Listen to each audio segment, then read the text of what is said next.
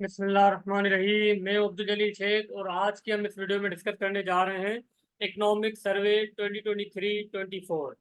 इसकी हम कुछ की पॉइंट्स डिस्कस करेंगे, उसके अलावा हम एनालिसिस भी करेंगे। तो वीडियो को एंड तक लाजमी देखिएगा। और जिन्होंने हमारे चैनल को सब्सक्राइब नहीं किया, काइंडली चैनल को सब्सक्राइब करें ताकि इस तरह की और भी वीडियोस हम आप तक बआसानी पहुंचा सकें। अच्छा, ये लेक्चर जो है वो बहुत इंपॉर्टेंट है उन लोगों के लिए जो सीएसएस की तैयारी कर रहे हैं या पीएमएस की तैयारी कर रहे हैं या इवन के वन पेपर एमसीक्यूज की प्रिपरेशन कर रहे हैं, क्योंकि इसमें से सवाल काफ़ी पूछे जाते हैं। आपका अगर वन पेपर एमसीक्यू हो तो उसमें भी जो है वो डेटा का पूछा जाता है कि पाकिस्तान का इस वक्त जो है वो जीडीपी ग्रोथ रेट पिछले साल 23 में कितना था। इसी तरह से एग्रीकल्चर में जो है वो ग्रोथ कितनी हुई है, सर्विसेज में कितनी है, इंडस्ट्री में कितनी है, इन्फ्लेशन कितनी बढ़ी है या कितनी कम हुई है। तो ये सारी चीज़ें ये पूछी जाती हैं।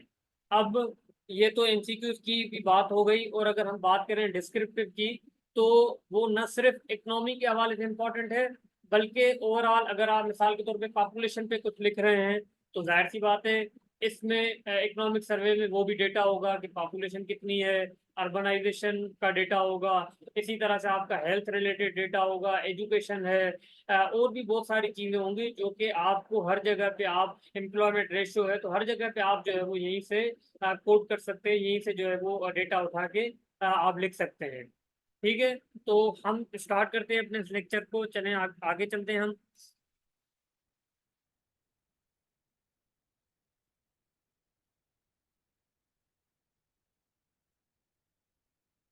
अच्छा, अब सबसे पहले हम देखते हैं growth and investment fiscal year 2024। अब अच्छा, इसमें देखें जीडीपी ग्रोथ हमारी है 2.38% बढ़ी है। जीडीपी ग्रोथ कितनी बढ़ी है? 2.38% बढ़ी है। जबकि लास्ट ईयर जो थी वो हमारे पास थी 0.2%। तो 0.2% से ये बढ़ के 2.38% हुई है। अब एग्रीकल्चर की अगर हम बात करें तो एग्रीकल्चर में इस तरह से है कि 6.25% ग्रोथ हुई है, और कहा यह जा रहा है कि ये इसकी एग्रीकल्चर की ये बेस्ट परफॉर्मेंस है अगर हम देखें फॉर 2 डिकेड्स। ठीक है ना? लास्ट 2 डिकेड से अगर हम देखें तो इसकी जो ग्रोथ है वो या इसकी परफॉर्मेंस जो है वो बहुत अच्छी रही है। 6.25% इसकी ग्रोथ हुई है। और जबकि लास्ट ईयर की अगर हम बात करें तो लास्ट ईयर इसकी 2.3% ग्रोथ हुई थी। अब हम आगे आते हैं। अच्छा, फिर ये 5 साल की जो है वो कंपैरिजन भी हम करेंगे, वो अगली स्लाइड में आएगा तो वो भी आप देखिएगा। इंडस्ट्रीज में कितना है? 1.2। इंडस्ट्रीज एंड सर्विसेज दोनों में जो है वो 1.21% ग्रोथ हुई है। अब हम बात, अच्छा लास्ट ईयर अगर हम इंडस्ट्रीज की बात करें तो लास्ट ईयर जो इंडस्ट्री की ग्रोथ थी वो थी 3.7%। और सर्विसेज की लास्ट ईयर जो परसेंटेज थी 0.01% जो है वो इसकी ग्रोथ थी। उसके बाद पर कैपिटा इनकम जो है वो ये बढ़ी है, $1680 है। और लास्ट ईयर ये थी तकरीबन 1577 थी। यहाँ नेक्स्ट स्लाइड में आएगा तो वहां पे हम कंफर्म भी कर लेंगे। अब है हमारे पास इन्वेस्टमेंट। इन्वेस्टमेंट हमारे पास कितनी है? इन्वेस्टमेंट हमारे पास है 13.1% है। ठीक है ना? 13.1% जो है वो हमारे पास इन्वेस्टमेंट है। 13.1% ऑफ जीडीपी जो है वो इन्वेस्टमेंट है। इसी तरह से सेविंग्स सेविंग्स जो है वो हमारे पास 13% ऑफ जीडीपी जो है वो ये सेविंग्स में आ रही होती है। अब हम आगे चलते हैं। अच्छा, अब इसमें हम देखें, ये जो है वो 5 ईयर्स की परफॉर्मेंस है, इकोनॉमिक परफॉर्मेंस ओवर 5 ईयर्स। अब आप इसमें देख सकते हैं कि जीडीपी को अगर हम देखें तो 2.4, जैसे मैंने कहा 2.38% जो है वो बढ़ी है इस साल 2024 में। ये यहाँ पे है, ये 2024 में बढ़ी है। इसी तरह से 23 में जो है वो 0.2% थी। फिर 2022 में 6.2% थी, 21 में 5.8% थी, और 20 में जो है वो 0.9% थी। तो 5 साल का आपके पास डेटा आ गया। आप जो है वो ये नोट कर सकते हैं यहाँ पे, और कहीं पे भी आप जब एनालाइज कर रहे होंगे पेपर में तो ये आप सारी चीज़ें लिख सकते हैं कि जो 5 साल हैं उनमें जो है वो क्या रही है इकोनॉमी और जीडीपी ग्रोथ क्या रही है, वो सारी आप चीजें लिख सकते हैं। इसी तरह से एग्रीकल्चर है। अब एग्रीकल्चर का जैसे मैंने कहा 6.3% है, मतलब ये जो है वो बिल्कुल इसकी बेस्ट परफॉर्मेंस है। और लास्ट ईयर इसकी थी 2.3%। और उससे 2022 में थी 4.2%, 2021 में 3.5%, फिर 2020 में 3.9%। तो ये एग्रीकल्चर की 5 साल की ग्रोथ है, जो कि आप यहाँ पे देख सकते हैं। फिर हम आते हैं सर्विसेज पे। सर्विसेज पे और इंडस्ट्रीज में 1.21% है दोनों में। और इसमें लास्ट ईयर जो थी 2023 में वो थी 0.01%, बहुत कम थी, लेकिन अब ये है कि बढ़ी है थोड़ा बहुत। उसके बाद हम देखते हैं 2022 में 6.7%, 2021 में 5.9%, 2020 में 1.2%। फिर इंडस्ट्रीज की अगर हम बात करें तो 1.21 अभी है। और 2023 में 3.7% थी। फिर 2022 में 7%, 2021 में 8.2%, 2020 में 5.8%। इसी तरह से इन्फ्लेशन है, इन्फ्लेशन 26% है, जबकि ये कम हुई है। गुज़िश्ता साल में अगर हम देखें 28.2% थी, तो अभी थोड़ा कम हुई है। और 2022 में बहुत कम थी, 12.2%। फिर 2021 में जो है वो 8.9%, और 2020 में जो है 10.7%। तो ये आपकी जो है वो इकोनॉमिक सर्वे 2023-24 में का ये सोर्स है। और इनमें ये आपके यहाँ पे मेंशन भी है, 2024 का साल है, 23 का साल है, 22 का, 21 का, 20 का। तो यहाँ पे आप जो है वो एनालाइज कर सकते हैं और देख सकते हैं। उसके बाद हम आगे चलते हैं।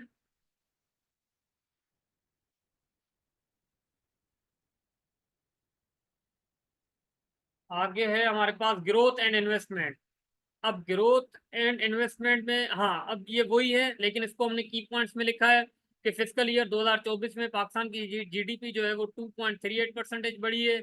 इसी तरह से एग्रीकल्चर सेक्टर में स्ट्रॉन्ग ग्रोथ हुई है, जो कि 6.25% है। और लास्ट ईयर 2.27% तकरीबन थी। इसी तरह से जो है वो इंडस्ट्रियल एंड सर्विसेज सेक्टर की 1.21% बढ़ी है। फिर जीडीपी जो है वो कितनी पहुंची है, जीडीपी हमारे पास 375 बिलियन डॉलर्स, या अगर रुपीज में देखें तो 106,045 बिलियन डॉलर्स, और रुपीज सॉरी। और 375 बिलियन डॉलर अगर आप याद करें, बस जीडीपी जो है वो हमारी है 375 बिलियन डॉलर्स। और कितना इंक्रीज हुआ है, 2.6 और 26.4% है। और लास्ट ईयर जो था वो था 338 billion dollar, 338 billion dollars last year था। और अब की बार 375 बिलियन डॉलर्स है। पर कैपिटा इनकम जैसे मैं बता रहा था कि $1680 अभी है। और $1551 लास्ट ईयर थी। 1551, मैं 71 बोल रहा था शायद, लेकिन $1551 लास्ट ईयर थी। और अब की मर्तबा जो है वो $1680 है पर कैपिटा इनकम। अब है हमारे पास इन्वेस्टमेंट टू जीडीपी रेशो। वो जो है वो 13.14 एक चार जो है वो परसेंटेज है, जो कि गुज़िश्ता साल से जो है वो ये कम हुआ है। पहले था हमारे पास 14.13% था 2023 में। उसके बाद हम देखते हैं। अच्छा, अब जो है वो हमारे पास है फिजिकल डेवलपमेंट। अब फिजिकल डेवलपमेंट जुलाई मार्च फिजिकल ईयर 2024। तो इसमें हम देखते हैं कि टोटल रेवेन्यू आपका जो था वो था 9.78 ट्रिलियन रुपीज, 9.78 ट्रिलियन रुपीज जो है आपका टोटल रेवेन्यू था। और उसमें से जो टैक्स रेवेन्यू थे वो थे 7.26 ट्रिलियन रुपीज। और नॉन टैक्स रेवेन्यूज जो थे वो थे 2.52 ट्रिलियन रुपीज। फिर हम देखते हैं, ये तो रेवेन्यू आया।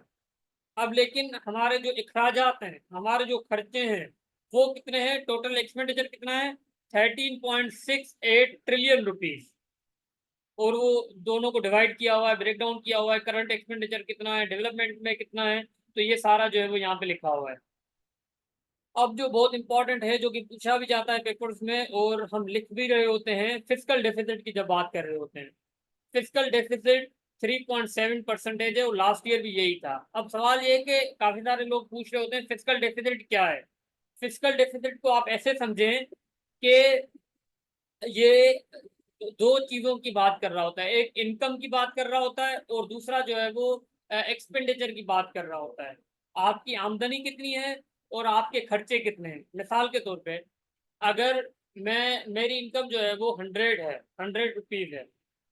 और अगर मेरे जो खर्चे हैं वो 102 रुपए जो है वो खर्चे हैं, 102 मेरे खर्चे हैं, 102 रुपये मेरे खर्चा है और 100 रुपीज मेरी जो है वो इनकम है। तो ये 2 रुपए जो ज्यादा मैं खर्चा कर रहा हूँ, तो ये 2% या 2 रुपए ये फिजिकल डेफिसिट है। ठीक है ना? आई होप कि आपको समझ में आ गया होगा कि अगर मेरी इनकम 100 रुपीज है और मेरे खर्चे जो है वो 100 से ज्यादा है, मतलब 100, चलो 10 है, 110 मेरे खर्चे हैं और मेरी इनकम ही 100 है, तो मैं खसारे में जा रहा हूँ। कितना खसारा है? 10 रुपए जो है खसारा है। तो मेरा जो फिजिकल डेफिसिट है वो है 10 रुपए। ठीक है ना? इसी तरह से पाकिस्तान की अगर हम बात करें तो वो ये है कि आपके जो अखराजात हैं, एक्सपेंडिचर हैं, वो ज्यादा हैं और आपका रेवेन्यू जो है वो आपका कम है। आपकी जो टैक्स कलेक्शन है या आपकी जो है वो डिफरेंट सोर्सेज से जो आपकी इनकम आ रही होती है वो कम है। तो इसको बोला जाता है फिजिकल डेफिसिट। और अगर किसी को समझ में नहीं आए तो वो कमेंट सेक्शन में बता सकते हैं। फिर प्राइमरी सरप्लस है हमारे पास 1.5% है। ठीक है, तो हम आगे चलते हैं। अब फिजिकल डेवलपमेंट, अब ये पॉइंट्स में लिखा हुआ है हमारे पास कि फिजिकल डेफिसिट जुलाई मार्च 2024 में 3.7% ऑफ जीडीपी था, जो कि सेम ही है जैसे लास्ट ईयर। और इसी तरह से टोटल एक्सपेंडिचर की अगर हम बात करें तो वो 36.6% जो है वो बढ़ा है as compare to last year था 18.7%। और टोटल रेवेन्यू अगर हम देखें तो वो भी जो है वो इंक्रीज हुआ है, 41% हुआ है और लास्ट ईयर था 18.1% हुआ है। तो ये भी अच्छा खासा जो है वो हमारा बढ़ा है। अब हम आते हैं पब्लिक डेट। पब्लिक डेट में जो है वो हम देखते हैं क्या है पब्लिक डेट में, कि हमारा जो टोटल कर्जा है वो है 67 बिलियन रुपीज। ठीक है ना? 67 बिलियन 67.52 बिलियन रुपीज जो है वो टोटल पब्लिक डेट है। और इसको फिर हम फर्दर डिवाइड कर रहे होते हैं कि डोमेस्टिक कितना है और एक्सटर्नल कितना है। डोमेस्टिक मतलब जो हम अपनी बैंकों से ले रहे होते हैं, अपनी बैंक से अगर हम कर्जा ले रहे हैं तो उसको बोला जाता है डोमेस्टिक डेट। और अगर हम बाहर से ले रहे हैं, बाहर से मतलब मिसाल के तौर पे हम आईएमएफ से ले रहे हैं, हम किसी जो है वो मुल्क से ले रहे हैं, चाइना से ले रहे हैं, सऊदी अरबिया से ले रहे हैं, तो वो जो है वो हमारा एक्सटर्नल, या किसी एशियन डेवलपमेंट बैंक से ले रहे हैं, वर्ल्ड बैंक से ले रहे हैं, तो वो हमारा जो है वो एक्सटर्नल डेट है। तो वो एक्सटर्नल डेट हमारा है वो कम है, 24 बिलियन रुपीज है। इसी तरह से डोमेस्टिक जो बैंक से हम ले रहे हैं वो जो है वो 43.43 बिलियन रुपीज है। ठीक है ना? तो इसको आपने लाजमी याद रखना है। ये आप कहीं पे भी जो है वो आपसे पूछा भी जा सकता है, या कहीं पे आप अगर डिस्क्रिप्टिव में अगर आप लिख रहे हैं तो ये आप चीजें मेंशन कर सकते हैं। बाकी आप चीजें देख सकते हैं, reduction in stock of T bill 0.8 trillion rupees ये बाकी और भी चीजें हैं, आप इसको भी देखें। लेकिन ये जो इम्पोर्टेंट इसमें था वो यही शुरू की जो चीजें थी कि टोटल डेट कितना है, और फिर उसको भी अगर हम ब्रेक डाउन करें डोमेस्टिक और एक्सटर्नल में तो आपके पास इतना आ जाएगा। अब इसमें क्या है, 67.52 जिस तरह से मैंने बताया बिलियन रुपीज आपका जो है वो टोटल डेट है, और 43 जो है वो डोमेस्टिक है, और एक्सटर्नल जो है हमारे पास 24 है। और बिलियन डॉलर की अगर अगर डॉलर की हम बात करें तो वो इतना है, 86 बिलियन डॉलर है। अब अगर हम देखते हैं कि 88% of financing of physical deficit was carried out through domestic markets. क्योंकि आप यहीं पे देख सकते हैं ना, 67 में से 43 जो है वो आपका डोमेस्टिक है। तो 88 इसका मतलब ये है कि 88% आपका जो है वो फिजिकल डेफिसिट डोमेस्टिक मार्केट से जो है वो लिया जा रहा है। बाकी 12% आप जो है वो बाहर से ले रहे हो। आगे चलते हैं हम। अब है हमारे पास trade and payment, July April physical year 2024। और ये जितना भी ये बिलियन डॉलर्स में होगा। ठीक है? तो करंट अकाउंट डेफिसिट ये है 0.2 बिलियन डॉलर। अब करंट अकाउंट डेफिसिट क्या है?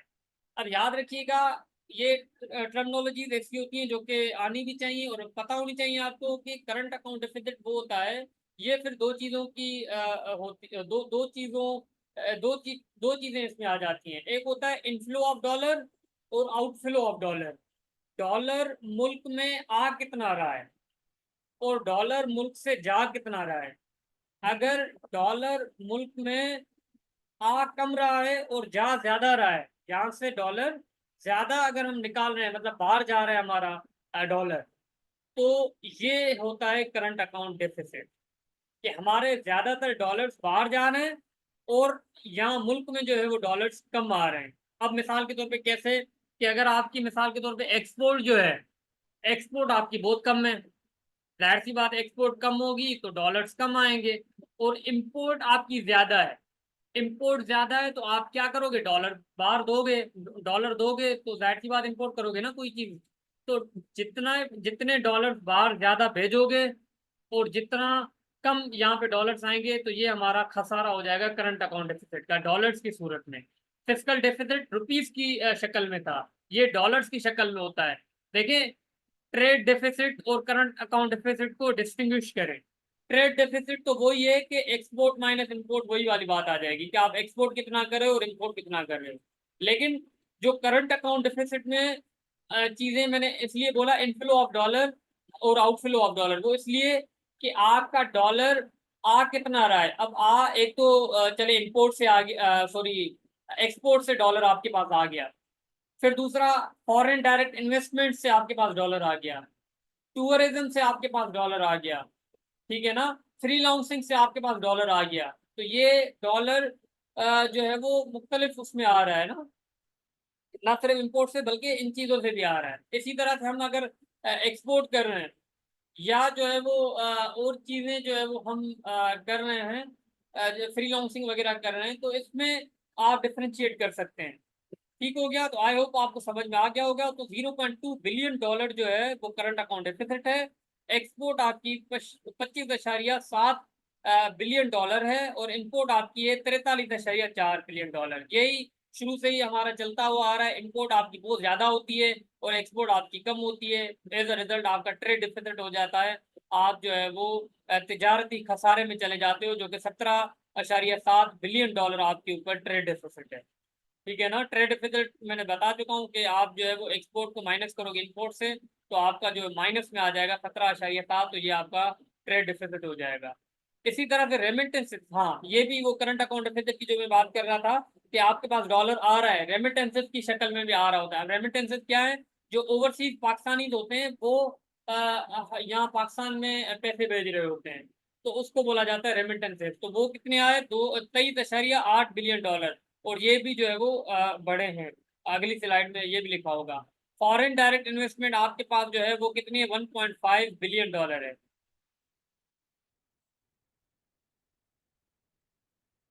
अब जो है trade and payment, the current account deficit was substantially content decreasing by, हाँ अब 80 से ये जो है करंट अकाउंट डेफिसिट जो है वो इसको काफी कंट्रोल किया गया है, जो कि 87.5% कम हुआ है। ये 0.5 बिलियन डॉलर है अभी, और लास्ट ईयर था 4.1 बिलियन डॉलर था। ठीक है ना। तो फिर उसके बाद हम देखते हैं कि रेमिटेंसेस को अगर हम देखें, तो वो जो है वो भी बड़ी हैं, वो कितनी, 21 बिलियन डॉलर, और लास्ट टाइम था, लास्ट ईयर था 20.8 बिलियन डॉलर। उसके बाद फॉरेन एक्सचेंज रिजर्व जो है वो आपके पास अब बढ़ गए हैं, 8 बिलियन डॉलर हैं। और लास्ट ईयर जो है वो जून 2023 में 4.4 बिलियन डॉलर थे। इसी तरह से आपकी जो रुपीज है, वो जो है वो मुस्तकम हुई है थोड़ी बहुत, 3% जो है वो बढ़ी है मार्च 2024 तक। और ये लास्ट ईयर 2023 के मुकाबले में 3% जो है वो इंक्रीज हुई है। इस वीडियो को हम यहीं तक रखते हैं, फिर जो इसका नेक्स्ट पार्ट होगा हम वो भी अपलोड करेंगे। तो जब तक जो है वो इस वीडियो को देखें, इसको लाजमी देखें, लाइक करें, कमेंट करें, शेयर करें और हमें बताएं, ताकि हम इस तरह की और भी वीडियोस बताएं क्या क्या आप देखना चाह रहे हैं, तो हम उस पर भी इंशाल्लाह काम करेंगे। तब तक के लिए अपना ख्याल रखिएगा। अल्लाह हाफिज।